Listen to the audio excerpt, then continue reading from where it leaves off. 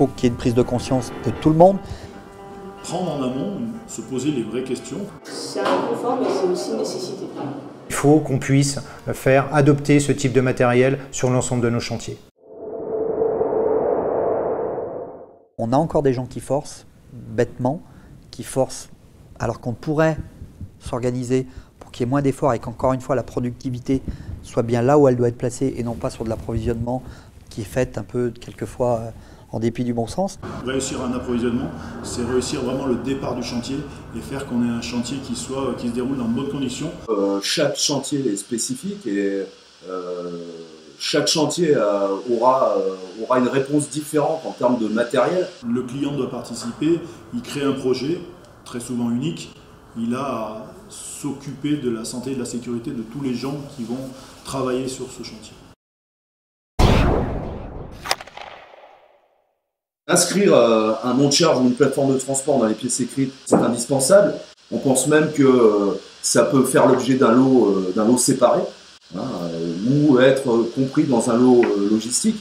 On prévoir le budget lift le plus en amont possible, c'est-à-dire au niveau de la conception, parce que si on ne veut pas que le budget d'un monte-charge devienne un sujet technique ou financier, il suffit de le prévoir en amont. Et à ce moment-là, tout le monde part à égalité et par la suite, ça pose plus aucun problème.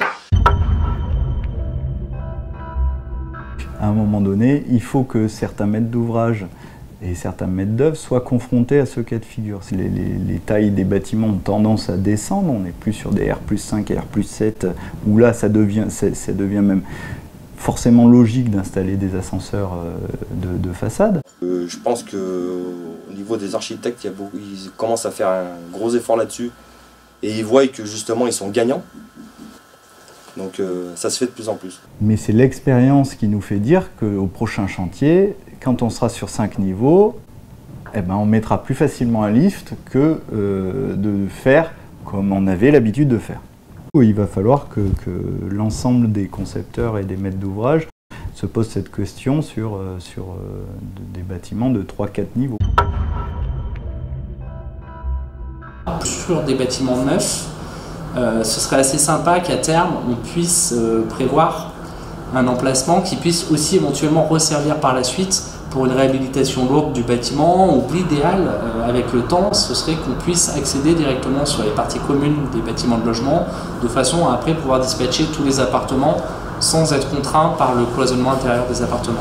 Une évolution aussi qui est le fruit des opérations qui arrivent au fur et à mesure et qui nous font tous progresser.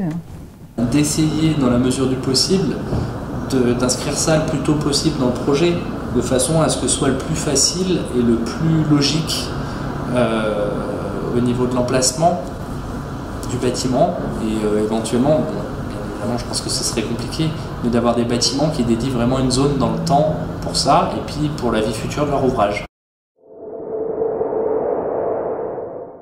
On a besoin de montrer un autre visage.